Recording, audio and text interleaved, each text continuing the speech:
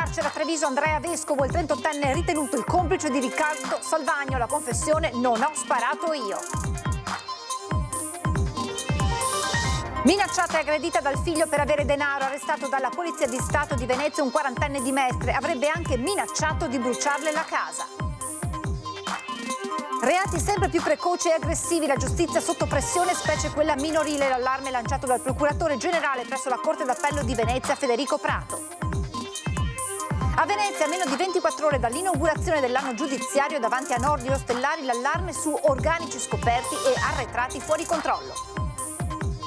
Elezione amministrativa a Venezia, è ufficiale, il senatore Andrea Martella è il candidato sindaco per il centro-sinistra. Lui la definisce una scelta di responsabilità. Non mi faccio intimorire, risponde così il professore del liceo Montale di San Donà di Piave, che dopo aver postato il video in risposta alla richiesta di azione studentesca di segnalare i prof di sinistra è stato minacciato di morte. Presentato a Cafarsetti il carnevale culturale con spettacoli e PS originali sempre a tema Olimpiadi, pronti a lasciare tutti a bocca aperta, e da domani la Kermesse entra nel vivo.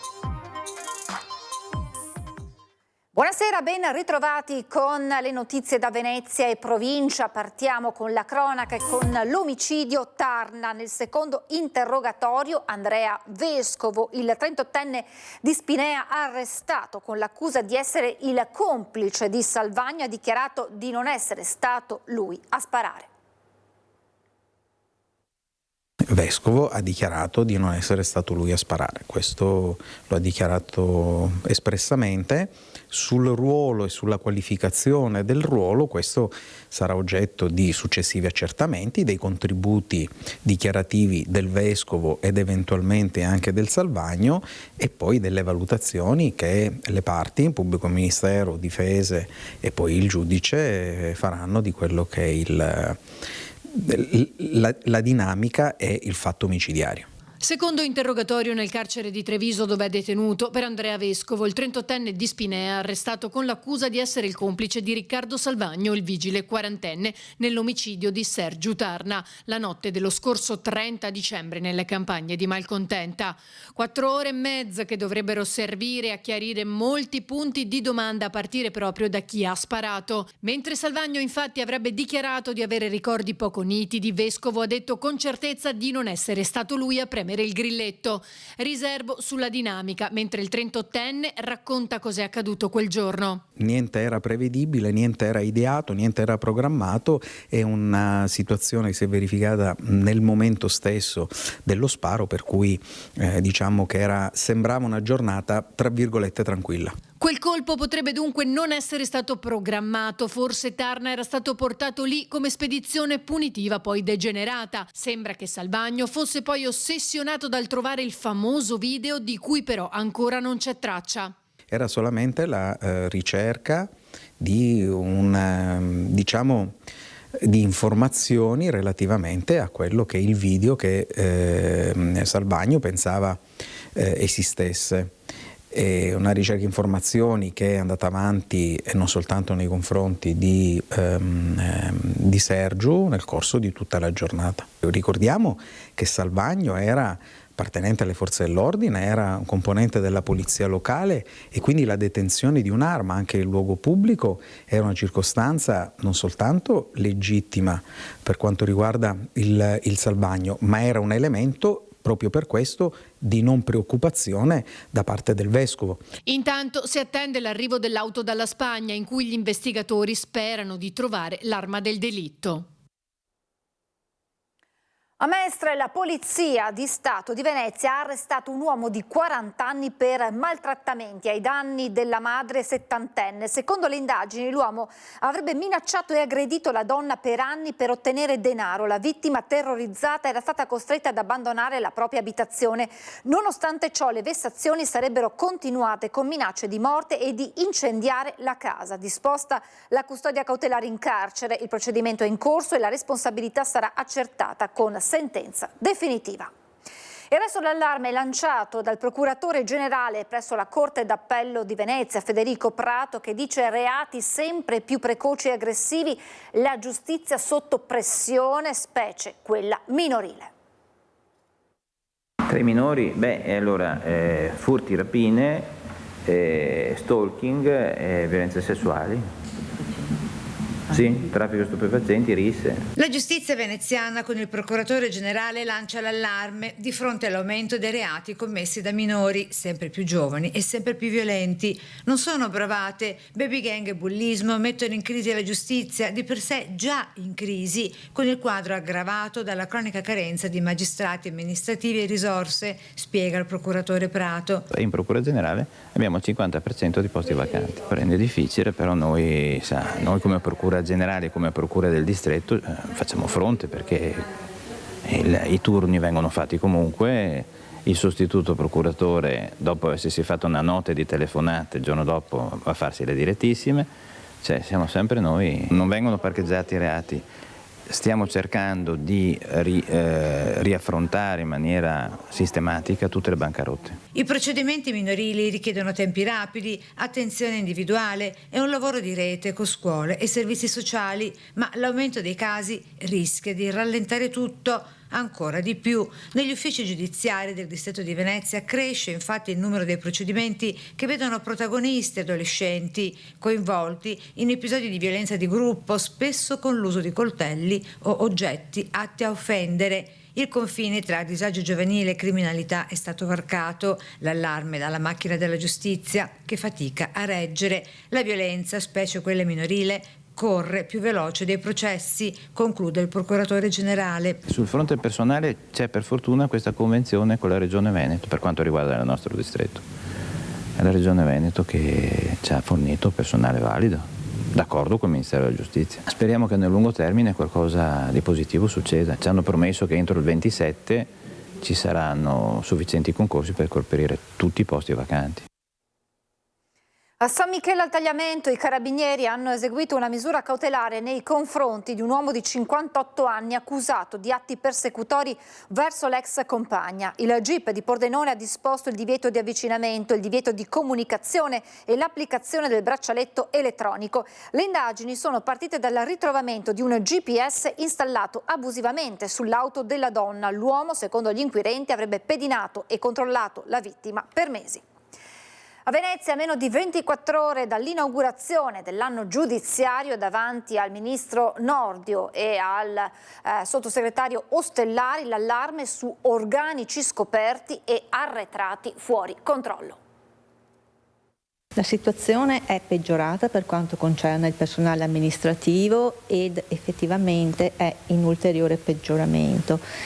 E il personale amministrativo è indispensabile perché altrimenti i giudici non possono lavorare. La giustizia è al limite. All'inaugurazione dell'anno giudiziario la presenza del ministro Carlo Nordio e del sottosegretario Andrea Ostellari arriva da Venezia un appello diretto al governo. Senza interventi rapidi, avvertono i vertici giudiziari, il sistema non regge più. E adesso ci sono concorsi per assistenti giudiziario che dovrebbero entrare in servizio su tutto il territorio nazionale, 2600 assistenti giudiziari e anche circa 300-400 funzionari UNEP. Non sappiamo quanti saranno destinati al nostro distretto.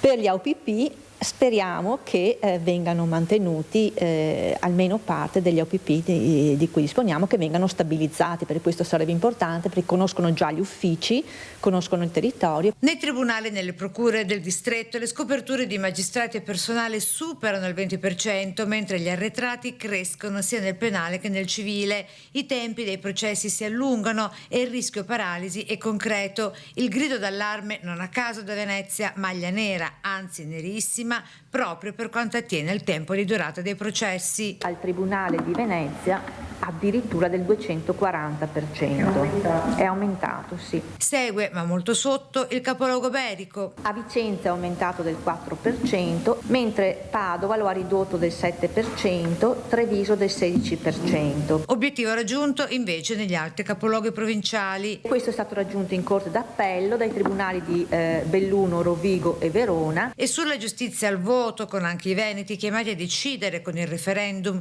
del 22 e 23 marzo, il presidente della Corte d'Appello di Venezia si esprime così. Che a mio parere è una riforma della magistratura, non della giustizia. Il problema, a mio parere, la criticità non riguarda tanto la separazione delle carriere tra magistratura requirente e magistratura giudicante, perché effettivamente i dati a disposizione dimostrano che i passaggi dall'una all'altra carriera sono assolutamente in diminuzione. E adesso il bilancio dell'attività nel 2025 della Polizia Locale di Venezia.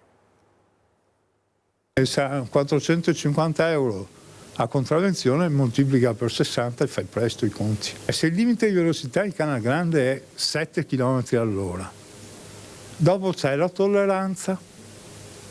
Noi abbiamo interpretato anche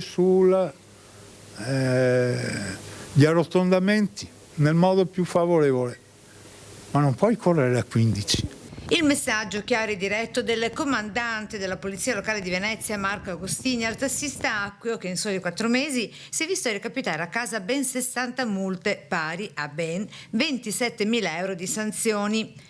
A intercettarlo il Barcavelox per eccesso di velocità acqua in bacino San Marco e Canal Grande.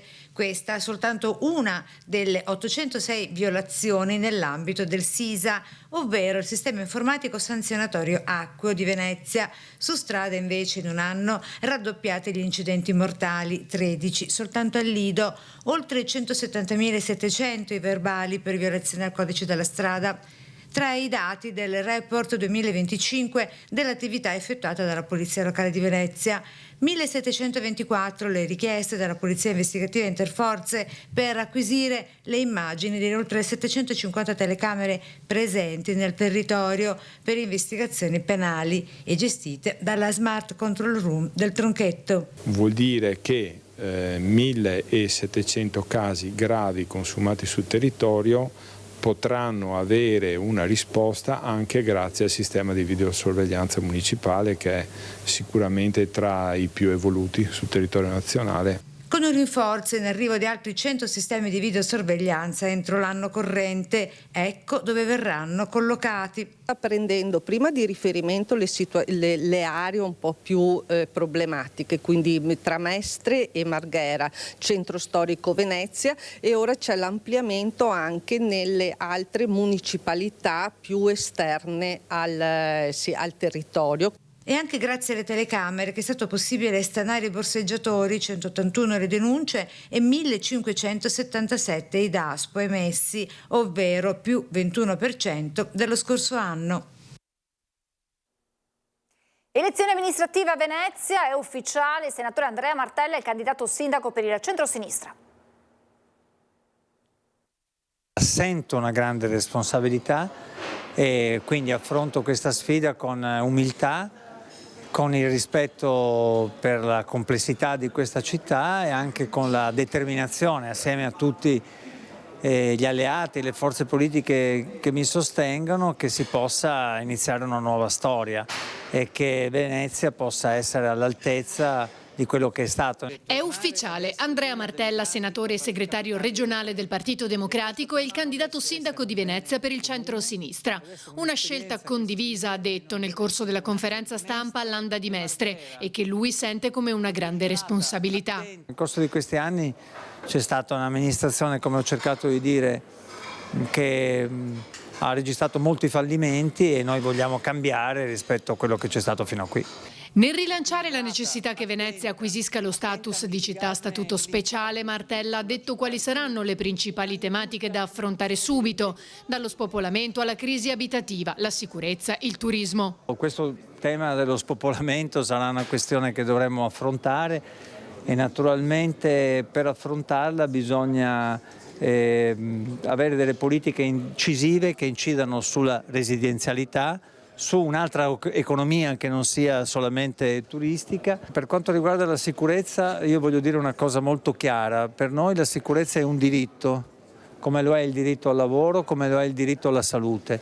Deve essere un bene comune, deve essere un'esperienza che si vive e non deve essere uno slogan, come invece è stato nel corso di questi anni, sia per le responsabilità dell'amministrazione comunale, sia per le responsabilità del governo, che ha fatto su questi temi molta propaganda ma pochi risultati concreti. Quindi noi la affronteremo seriamente, innanzitutto chiedendo più presenza e più forze dell'ordine nel nostro territorio, e quindi parlando con il governo il turismo deve diventare un'industria intelligente, non impattante sulla città e sui cittadini, e quindi bisogna renderlo sostenibile, mitigarne appunto l'impatto e fare in modo che non sia l'unica economia della nostra città. E ho anche detto che il contributo d'accesso non mi pare abbia dato risultati, non ha dato risultati in termini di regolamentazione dei flussi turistici. La coalizione è composta da Partito Democratico, Alleanza Verdi-Sinistra, Verde Progressista più Europa, Partito Socialista, Volt Venezia e Tua, Radicali, Italia Viva e Movimento 5 Stelle. Le parole del professore minacciato di morte dopo aver risposto in un video alla richiesta di azione studentesca di segnalare i professori di sinistra. Non posso aver paura, se no non mi sarei esposto. Sapevo che esporsi avrebbe comportato evidentemente un rischio di esporsi anche alle critiche. Poi naturalmente le minacce di morte vere e proprie verranno segnalate a chi di competenza, ma reputo necessario prendere posizione non solo col proprio pensiero ma anche con la propria faccia e col proprio corpo. È determinato e convinto il giovane docente di italiano al liceo Montale di San Donà di Piave dopo le polemiche che si sono scatenate sul volantino del gruppo legato a Fratelli d'Italia. Zantaforni, noto per i suoi video sui social, ne aveva postato uno in risposta alla richiesta di azione studentesca, movimento di estrema destra, di segnalare i prof di sinistra. E in pochissimo tempo è diventato virale ricevendo migliaia di visualizzazioni. E allora vorrei rendere più facile il lavoro ai signori di Azione Studentesca. Mi chiamo Giorgio Peloso Zantaforni, sono un insegnante di lettere di liceo e sono di sinistra. Schedatemi pure. Il cellulare del docente ha iniziato a squillare ininterrottamente, tanti messaggi di condivisione e affetto, ma anche minacce di morte che però non l'hanno intimorito. La scuola, lo dice anche la Costituzione, c'è la libertà di insegnamento. Io non insegno la propaganda a scuola, non faccio propaganda a scuola, parlo sicuramente di attualità, cerco di mettere insieme quelli che sono gli atti più come dire, anacronistici con appunto fatti di attualità, e se questo significa propaganda allora mi autodenuncio davanti a voi. Zantaforni si è anche espresso in merito alla vicenda degli ultimi mesi su Beatrice Venezia alla Fenice. Sicuramente c'è la necessità da parte di questo governo, di questa maggioranza di governo, di dire noi esistiamo, ed è legittimo, ma noi esistiamo e come dire, ci prendiamo quei luoghi del potere culturale dove si forma appunto la cultura, che sono appunto la scuola, l'università, le fondazioni e tutto ciò che ne consegue, mettendo i propri posti e le proprie figure nei posti apicali, nei posti nevralgici, nei gangli della società e del potere. D'altronde il titolo del volantino è abbastanza eloquente da questo punto di vista: la scuola è nostra. Mi lascia abbastanza interdetto e anche un po' arrabbiato. La scuola non è di Azione Giovani o di Gioventù Nazionale, la scuola è di chi la frequenta, la vive quotidianamente. Bagarre in quella che doveva essere la prima seduta del Consiglio regionale. Avrà modo di rispondere e magari anche di ricevere il cuscino. La seduta è chiusa, grazie. È durata meno di un'ora quella che avrebbe dovuto essere la prima vera seduta dell'organo legislativo della Regione Veneto dopo le elezioni, ma è stata sciolta e riconvocata per martedì prossimo. Oggetto dell'ultimo scambio, al culmine di una bagarre che ha ulteriormente rallentato i lavori dell'Aula, l'assenza dell'assessora Venturini, che ha riferito ai volontari della Protezione Civile impegnati alle Olimpiadi di portare con loro cuscino e sacco a pelo, e la gag è presto servita. Credo che non sia rispettoso nei confronti del Consiglio, a pochi giorni delle Olimpiadi, con ciò che è stato riportato dalla stampa nazionale, che l'assessore Venturini non sia in aula per legittimamente condividere e rassicurare i consiglieri. Tra l'altro mi dispiace perché le avevo portato anche un presente, un cuscino come simbolo di l'ho qui, ma... Consigliere Montanarino, no, ma ci fidiamo, non ci serve... Le avevo portato un cuscino all'assessore all'assessore Venturini. Così, insomma, però mi dispiace. Però... Io direi di evitare queste robe. C'è stato poi il tema del voto online, i sistemi davano problemi e il Presidente del Consiglio Zaia non ha nascosto il suo nervosismo. Io credo poco a questo sistema di votazione comunque.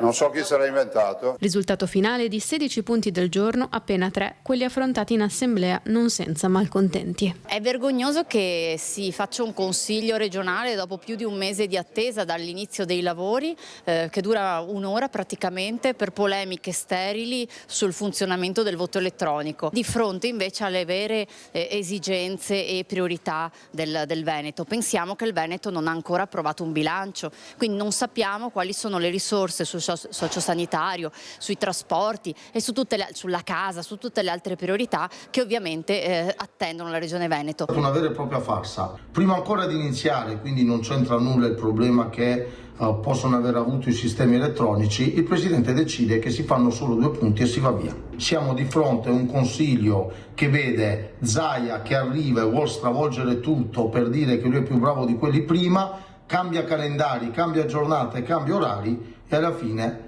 le cose non funzionano. Cambiamo argomento, presentato a Ca' Farsetti il Carnevale Culturale.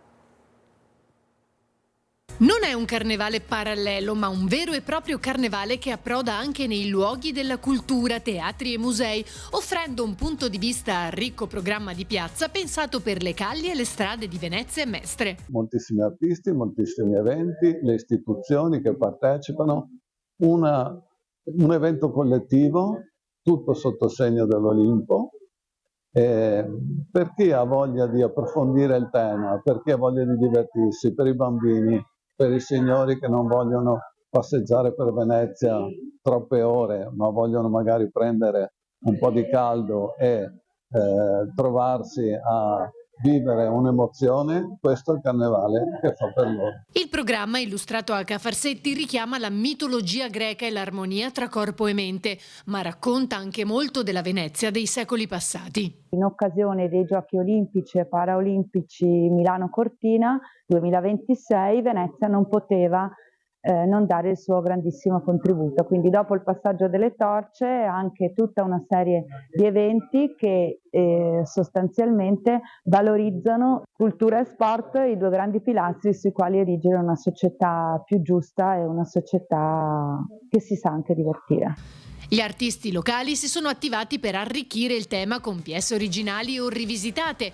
dove con voli temporali sorprendenti il mito degli dei dell'Olimpo viene proposto in chiave contemporanea o di altre epoche, portando la ver del carnevale a teatro o in musica. Spettacoli per bambini e giochi tradizionali veneziani a palazzo si alterneranno a scherzi del destino, schermaglie d'amore e scambi di ruoli che si muovono sul filo tra realtà e finzione. E ancora il circo, le acrobazie e la musica intrecciati con il gioco olimpico, da un legame antichissimo che si manifesta nella comune celebrazione delle virtù del corpo e della mente, tenendo insieme l'energia e il gesto atletico e trasformando la forza del corpo in un'esperienza narrativa emozionale. Chiudiamo con il carnevale questa edizione del telegiornale, vi lascio come sempre alla sigla e le previsioni del tempo. Grazie per essere stati con noi, buona serata.